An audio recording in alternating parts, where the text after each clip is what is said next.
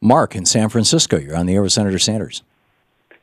Good afternoon, gentlemen. I wanted to ask Bernie, what would the steps he would take to address income inequality? What platform would he have?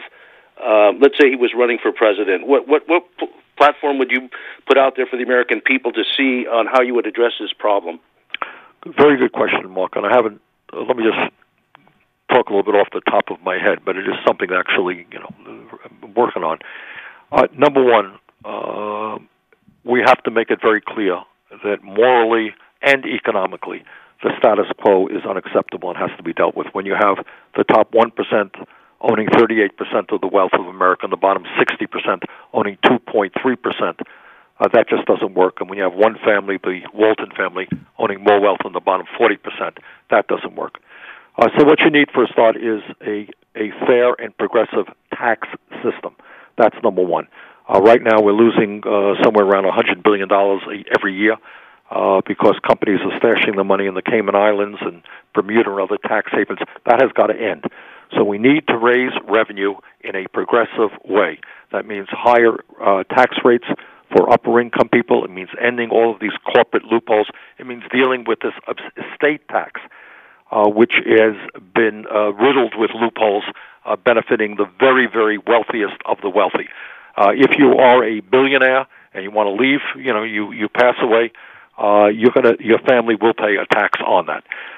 So I think real tax reform is one area that we have to focus on. Number two, we need a massive jobs program to deal with the very high unemployment rate that we have, especially among young people. The areas that I would focus on are infrastructure, roads, bridges, water systems, wastewater plants, rail system, airports, and so forth and so on.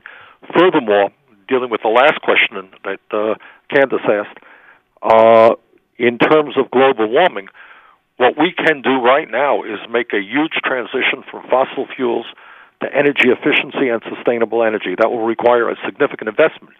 But when you make that investment, not only do you clean up the planet, have America lead the world in helping to transform the world's energy system, but you're going to create a whole lot of jobs doing that.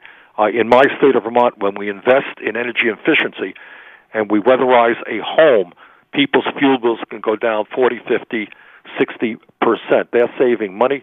We're not producing greenhouse gas emissions. We are creating jobs.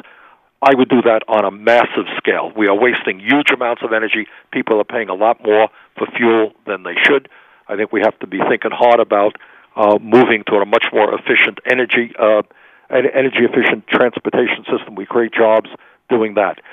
I think in terms of education, I can remember 30, 40 years ago, there were great universities out there, University of California, City College in New York, City University in New York, state colleges in Vermont and elsewhere that were virtually tuition-free, and we've receded very significantly from that.